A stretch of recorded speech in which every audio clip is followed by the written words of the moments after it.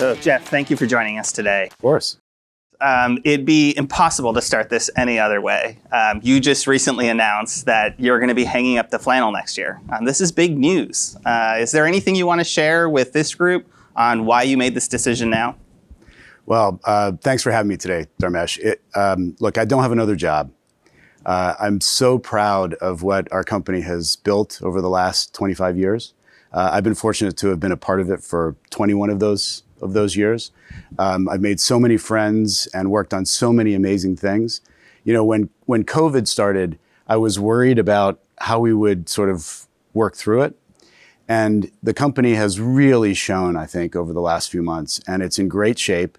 I have a successor who's totally ready, who you know well, Dave. And I think it's time. I mean, there's some things that I've put on the back burner personally for 20 years that I want to work on. And so it's just time.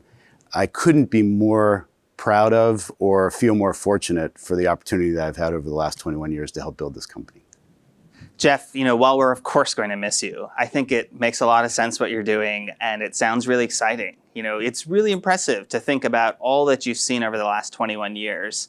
And I'm glad we get a chance today to spend a little time with you and hear about some of your stories and your insights. And so let's start by going back to the beginning. You know, when you joined Amazon 2 decades ago, you came from more of a manufacturing mindset and used that to help build out our operations network. And so can you tell us a little bit about your background and the strategy for how Amazon's operations network was developed? Sure. Well, I showed up in 1999, and I had come from manufacturing, electronic components, polymers, pharmaceuticals, not retail warehousing. Yeah. So when I first walked into one of our fulfillment centers, I didn't see a warehouse, I saw a factory. Everything looked like the kinds of things that I saw in assembly plants. And I used the same language and thought about improving them in the way that you'd improve a plant. Yeah. Well, it turned out to get through the holiday every year, we had to figure out how to bust through a lot of bottlenecks, which is kind of what you have to do when you're running a plant. Right. And I had a playbook that came from manufacturing that included things like lean manufacturing, total quality, Six Sigma, statistical process control, and a bunch of tools that are about improving the way a factory operates. We didn't have time, if we were going to get through those bottlenecks for the holiday, to invent a whole new way. So I took the playbook that I had, which came from manufacturing, and implemented it in retail. It was really the first time that some of these techniques had been applied in a retail environment. And fortunately, they worked. One of the things that we did was reorganize the way goods flowed through our warehouses from a traditional kind of push system where you do batch picks, you know in advance what the orders are going to be, you have 48 hours to do it. That's kind of a traditional warehouse environment, certainly at the time. And we switched it around to process orders as they came in from customers in kind of a pull system, real time. So very short cycle times, lower waste, lower defects, and it produced a precision that allowed us to make promises to customers that were like, want it tomorrow, order in the next 3 hours and 42 minutes. And you know, we've had that on the website since 2003 or so. That's called Fast Track. And that's what enabled us to launch Prime. Prime is basically, at least at its inception, was a subscription to this capability that we'd built in operations called Fast Track that let us make a very precise promise and keep it. Well, of course, we were thinking about how we could help sellers, and there was a team working on the idea that we might offer this operating capability to sellers as Fulfillment by Amazon. And so you can imagine, before FBA, we had a retail team that was doing the ordering. So they know exactly what they're ordering, they know the dimensions, they know the quantity. It comes in full truckloads, maybe a pallet of the same SKU, and worst case, it'd be a mixed pallet with cases of different SKUs. That's about as bad as it got. But we always knew what was coming in and when. I had to go to the ops team when we began to work on FBA and say, good news, guys. We're going to switch things up a little bit. We're going to offer a program to sellers that lets them send in whatever they want to send in. So we have no idea what's coming in, what the quantity is, when it's going to arrive. You know, good luck. Fortunately, that turned out to be an amazing set of processes and an amazing product for sellers, because it allowed them to not worry about inventory, storage, and hook into our Fast Track system so that they could get a delivery promise that was, you know, a part of Prime and as good as our retail operations. Since FBA launched, we've launched a number of other products, and you've been a big part of this. We launched a handmade business for artisans and people who make crafts to sell their wares. We launched Amazon Business and included FBA in Amazon Business. That both of those let a particular set of sellers address a very specific set of customers, and we'll do more of that over time.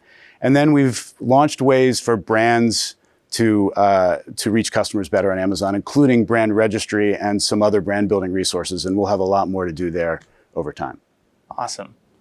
Well, it's interesting to reflect on those examples from our operations team. And as you note, there's been a tremendous amount of innovation over decades. Mm-hmm. And that innovation has always started with the customer and worked backwards. And it's something, we all know that customer obsession is one of Amazon's core leadership principles. And we constantly think about it. We think about it every day, multiple times a day, in the products we build, in the processes we create, in the people we hire. How do you think about sellers fitting into the priorities of a customer-centric company like Amazon? Well, of course, they're a top priority, but let me spin back to when we decided to do this. So in 1999, we first welcomed third-party sellers to the store. We could have kept our store to ourselves forever. We could have just stayed as just a retailer, operated our store, never allowed third parties to sell next to us. But we actually thought, hey, if we allow sellers to bring their selection, mm-hmm. it's going to improve the customer's experience faster than we could probably do it with retail. And that's going to be good for Amazon, good for the sellers, and good for customers. So we launch it. Turns out we were right.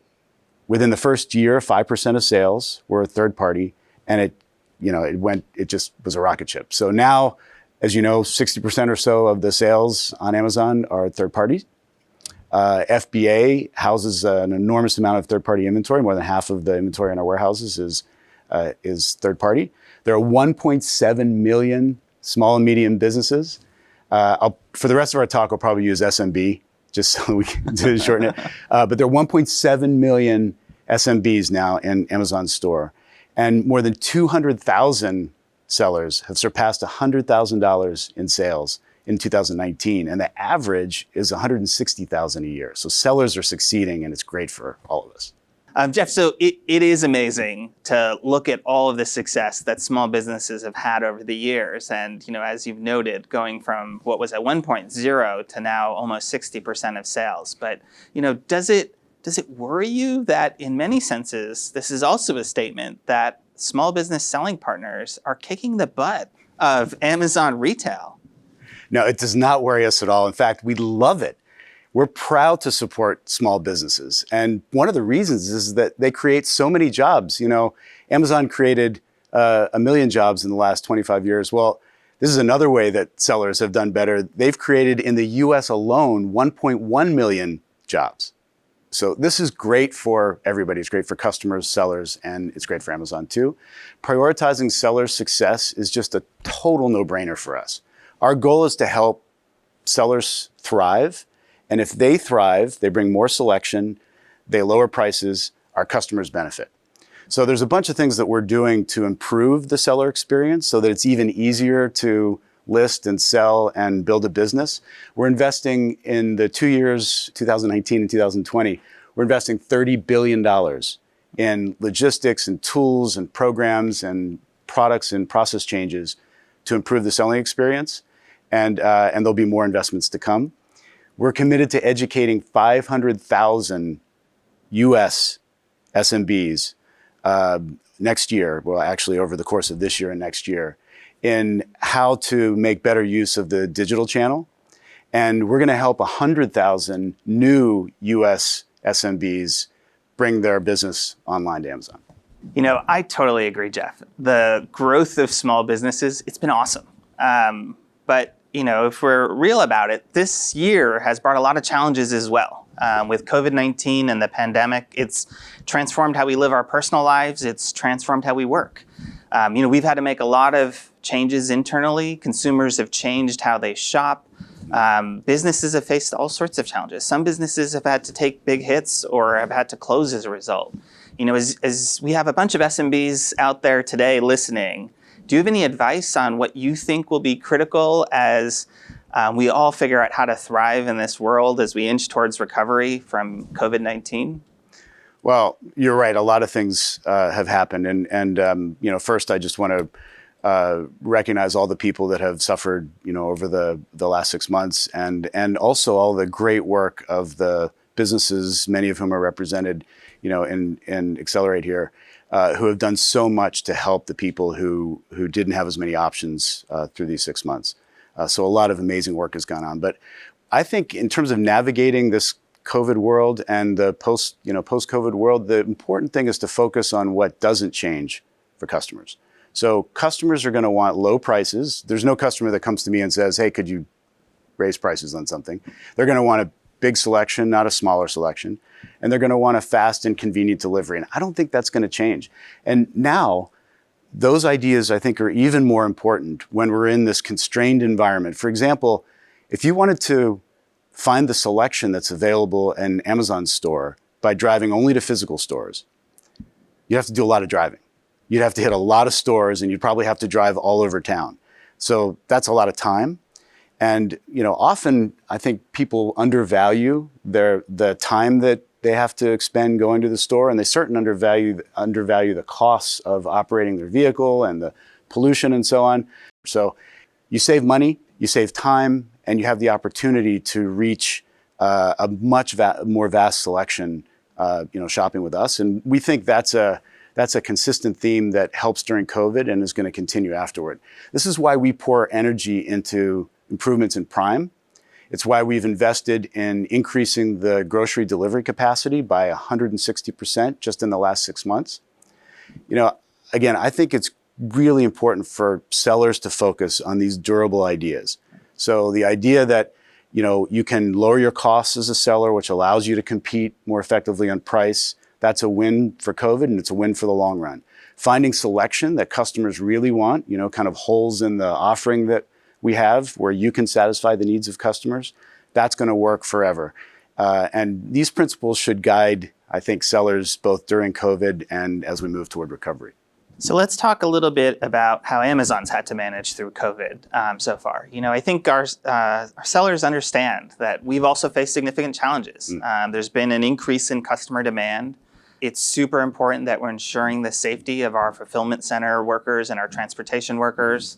But as a result, at times, and certainly as we go into holiday, we've had to put additional limits on FBA inbound and inventory. So can you tell us a little bit about some of these very tough decisions that we've had to make over the last 6 months, both early in the crisis and kind of how Amazon's thought about how to wrestle with those challenges? COVID impacted supply chains around the world in a staggering way. Factories closed, so inventory wasn't available, shipping was disrupted, inventory space and warehousing was disrupted kind of all over the world. So the first thing is we really appreciate our sellers partnering with us and their patience in understanding as we kind of work through this together, kind of worldwide. The first thing we did is focus on the safety of our employees, because without that, I think nothing else would have mattered. So we made over 150 changes to our processes, and some of the most impactful ones would be, for example, related to social distancing. So, when you have people working in a fulfillment center and you say now you can't be within 6 feet of each other, there are processes that required people before to hand things off and be a little closer. And we had to change all those processes, which actually lowered our capacity for a little while, which is one of the reasons we went out and hired 175,000 more people so that we could meet the demand of retail and our third-party business. Our leadership team during this crisis met every single day. We focused on processes. We focused on the performance of our fulfillment centers and our operating network. We were watching metrics for the seller community overall and for our retail teams. We decided pretty early on to focus on the things that we thought customers would need the most, especially in the early weeks of the crisis. So things like medical supplies, other critical products that they would need, food, some of the basic staples to kind of get by. And we prioritized making room in inventory for those items, but we wanted to make sure that sellers had room too. So one of the things I had to do pretty early on was go to the retail teams and say, we're going to constrain our retail inventory so that we have space for sellers to send in the things that they think are going to sell. And that means we're going to constrain our business a little bit. And it turns out that 3P sales actually grew faster than retail, even during the COVID crisis, because we were able to kind of balance that inventory. So look, we understand that COVID has had a huge impact on everybody, including our sellers. And so we've done some things to try to help and make it a little bit easier to sustain businesses through this time. So we've waived certain fees. We've paused loan repay for the sellers who've borrowed money to buy inventory. And we've relaxed some of our policies on shipping performance to make sure that we weren't penalizing sellers when everything was so disrupted. And as you know, we're not in normal times yet, but customers are going to need to lean on us throughout this crisis. And so our partnership and the performance of sellers and Amazon retail are going to matter a ton for them. So Dharmesh, the holidays are already fast approaching, and we expect this peak for the entire retail industry is going to be enormously challenged by what's going on with COVID and with broader transportation challenges across America. Can you tell us what the teams are working on to make sure that we're ready to serve customers for the holiday? Yeah, well, let me actually step back. If I look at all of 2020, this year we'll invest more than $18 billion in small and medium business success. As you noted, it's everything from the tools and technology and teams to the operations and fulfillment centers. Actually, we've already released over 135 new tools just this year. It's awesome. And so there's a lot going on there. But this holiday is going to be different. And it's not just different for us, it's going to be different across the industry. The reality is, it's likely with where COVID is that physical stores are still going to struggle. Some will be closed or locked down in certain communities. Some may have reduced capacity. And every peak, we always see that transportation networks have a surge. They have a surge in people trying to buy things before holiday. That's normal, but with kind of what's going on with physical stores, this year that surge is going to be even bigger. And so we're doing a lot. You touched a little bit on this, to add capacity, right? We've hired a bunch more people. We're adding new fulfillment centers. We've changed how we do some of these processes. We've created temporary locations and facilities to be able to process more and more. But the reality is, we're worried. We're worried about what's going to happen to the transportation network across the United States, not unique to us, but to all of retail as people get ready for holiday. And so it's even one of the reasons we've put Prime Day where it is. Prime Day is always a great opportunity for customers, particularly Prime customers, to find great deals. But by putting it where we have, we're hoping it's going to help pull up some of holiday shopping so that customers can buy earlier for holiday. And one of the things we haven't shared broadly, but I'm very excited about, is as part of that, we're going to spend over $100 million specifically on how we connect customers to small business sellers and their products during Prime Day and through the holiday season to, again, help surface these amazing products from small businesses and also pull through that demand earlier for customers and for sellers. And so the advice I keep giving is, if you're a customer and you're going shopping, buy early. And if you're a seller and you're thinking about holiday, sell early. Run your deals, launch your new products as early as you can so that you don't hit some of this disruption that has a good chance of happening just across the transportation network in America as we get closer to holiday.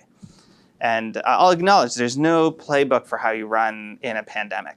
We've had to focus on being nimble and making lots of changes.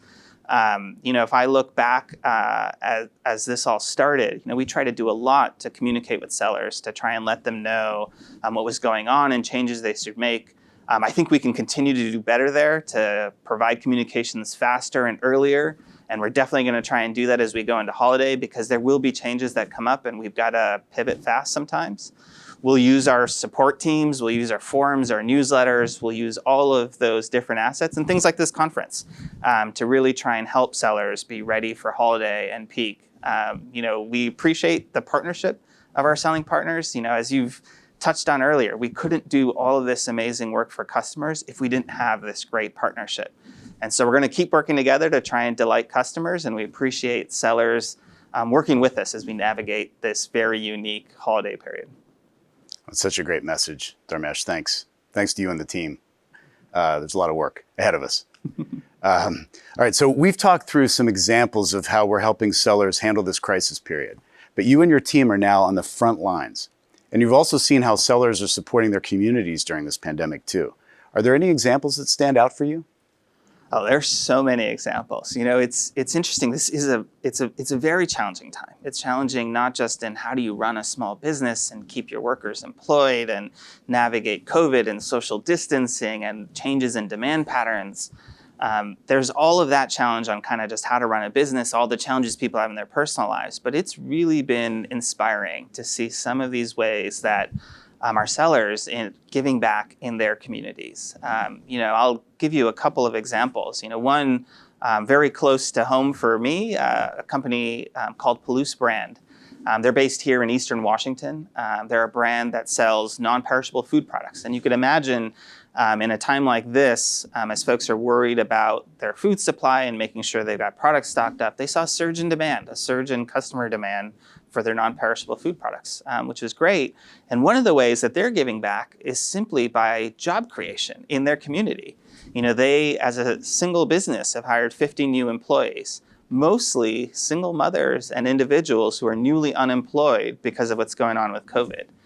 You talked earlier about the 1.1 million jobs that sellers have created, and that's an amazing way that sellers are giving back to the community and creating careers for individuals. Another example, a company called Sheets and Giggles. They're based in Colorado. They make sustainable bedding, a great product. As COVID came along, they looked at that as an opportunity to say, how could they help? And they donated hundreds of sheet sets to healthcare institutions, to homeless shelters and other housing facilities. They donated $40,000 to the Colorado COVID-19 Emergency Relief Fund. Just another way that they're giving back. And so one of the things I love about Amazon as an employee here is that as a company, we have this strong commitment to how we give back to the community. Yeah. And one of the things I love about our selling partners is so many of them have exactly that same philosophy. And there's so many inspiring stories from all around that are so diverse and very unique ways to give back to local communities. So great. Jeff, we've talked a lot about how much we value small businesses, how critical they are to customers, how they're doing amazing things for their communities. But let me go back to about how Amazon competes with selling partners. It's a topic that's gotten a lot of scrutiny. It's gotten a lot of discussion on Amazon's competition with our selling partners. And we saw this recently in Washington, D.C., when Jeff Bezos was faced with questions on competition from Congress. Is there anything you'd want to share, while we're talking about that topic with our selling community on how we approach competition with our sellers? Well, as we've talked about all day today, sellers are incredibly important to Amazon because they're important to the customer experience. And when we improve the customer experience together, it works for everybody. It works for sellers, works for Amazon, works for the customers. So we have no interest. It doesn't make sense for us to limit the performance of sellers in any way. So I know one of the top concerns is our private label business. I want to remind everybody that private label products are incredibly common in retail, and they're good for customers. Retailers create private label products because they identify an opportunity to offer something maybe at higher quality, better value, something that the customers can't find in another way. And we're operating just like other retailers when we do this. Our private label sales are 1% of our sales. Many of the other retailers out there are 15 to 85% of their sales are private label. So this is a very small part of what we sell in retail. And the reason we're doing it is, again, because we can offer a better product to customers.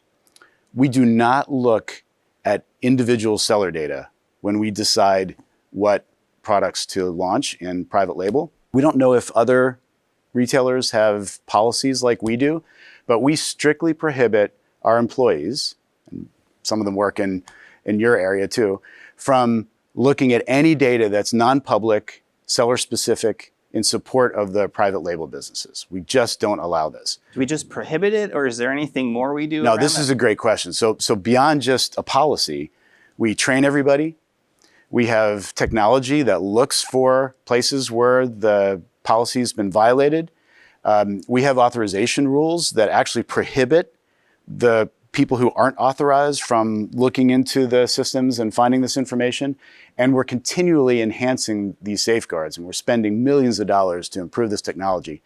And if someone breaks the rules, we're going to take action. So, we don't think we understand there are reports of a few violations. We don't believe that they're accurate, but just to be sure, we've launched an internal investigation to get to the bottom of it. Well, thank you, Jeff. It's a super important topic, and it's good to hear it's not just a policy, but it's kind of an ongoing program to keep getting better and ensure those policies are upheld very, very well. Yeah. I mean, again, it doesn't make any sense for us to do something that's not in the interest of sellers. All right, well, continuing on this thread of how we protect our selling partners and work with them and brands, how is Amazon protecting brand owners and fighting fraud and abuse there? Well, it's a super important topic. We invest a tremendous amount of time and resources to protect not only our customers, but also brands and our selling partners. It's just a fact that if you have a bad experience, as a customer, if you receive a product that's damaged, if it arrives late, if it's not the product you ordered, it's expired. Or as a seller, if you've got to compete with someone that's trying to acquire fake reviews. These are terrible experiences. They're terrible experiences. And the reality of the matter is that if you're a customer, you have a lot of choices. And if you have that bad experience on Amazon, the thing we know happens is that person leaves. They shop less. Totally. And if you're a seller and you have a bad experience, or if we make a mistake in enforcement, that seller has other options and they will decrease their commitment to Amazon. And so, in 2019, we invested more than $500 million. We had over 8,000 employees on our team that were focused on protecting our store from fraud and abuse. We've made a lot of progress in this year. We continue to stop a lot of bad actors. Just last year, we stopped 2.5 million bad actor accounts from launching as sellers before they were able to get a single product up for sale. We stopped more than 6 billion listings that bad actors were trying to get up that we thought were bad before they ever got up, but got ever seen by a customer or ever harmed another seller who might be competing with them. And so there's a lot that we do there. But it's not just what we can do on our own. Over the years, we've also invested a lot in tools for brand owners so that we can partner together to stop bad actors. It's things like brand registry and transparency and Project Zero.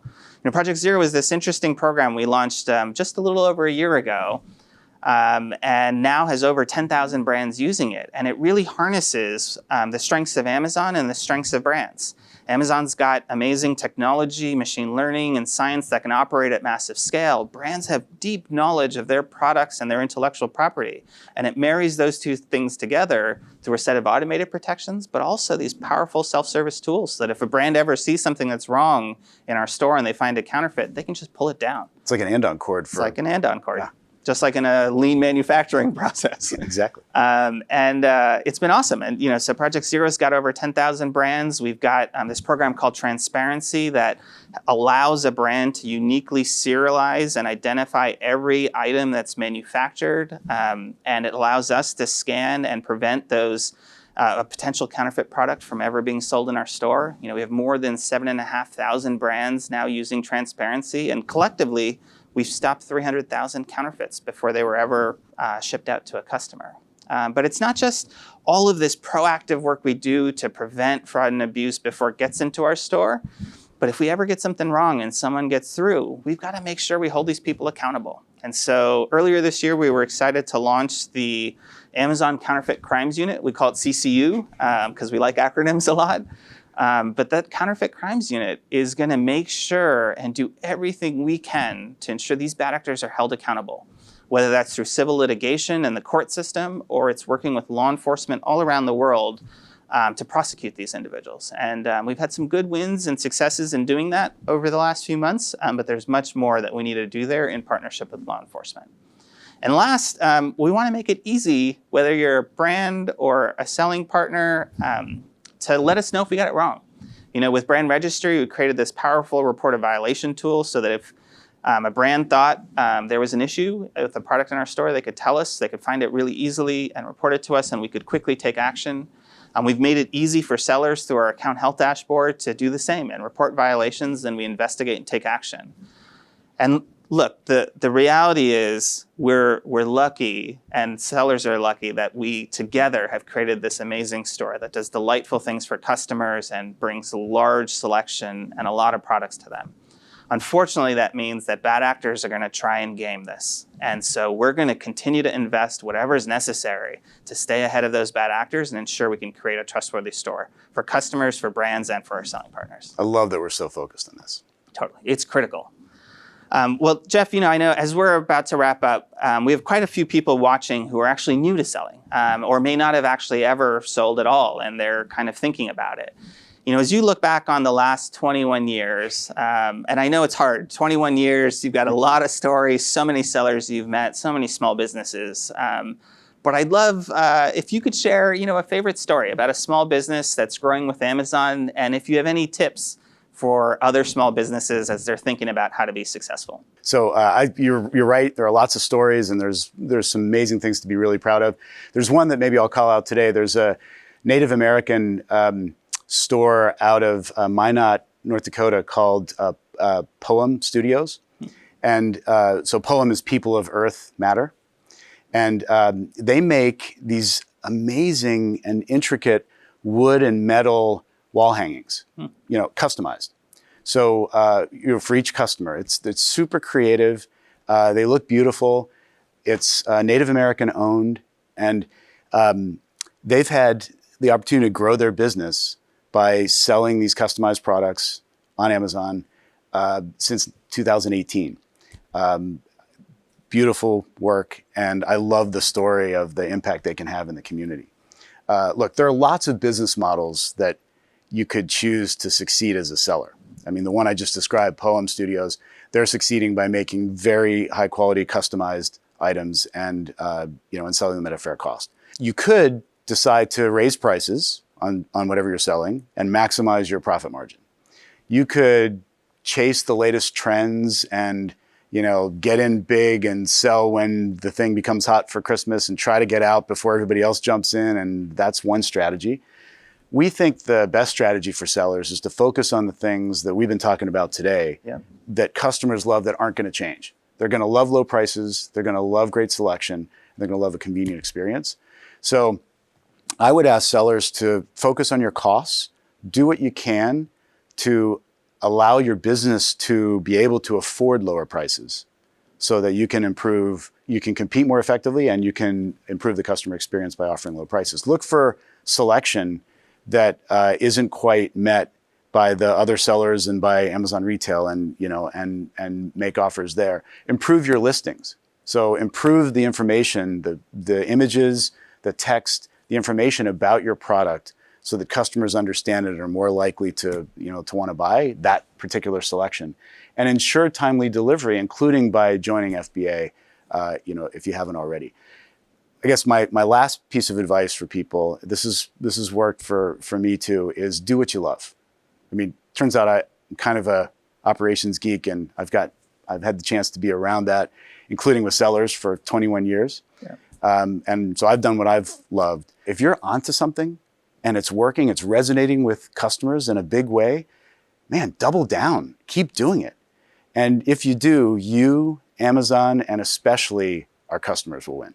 Well, Jeff, that's all the time we have today. And I know the things we've discussed all the way from, where we've come from, where we're going, and how to think about building a successful business. They're really top of mind for our entire selling community as we plan for a successful holiday and beyond. And so I just want to take a moment on behalf of many, many people to thank you for your more than 20 years of inventing on behalf of our customers and our selling partners, and for joining us today to kick off Amazon Accelerate. Thank you, Jeff. Thanks, Dharmesh, and thanks to all the sellers.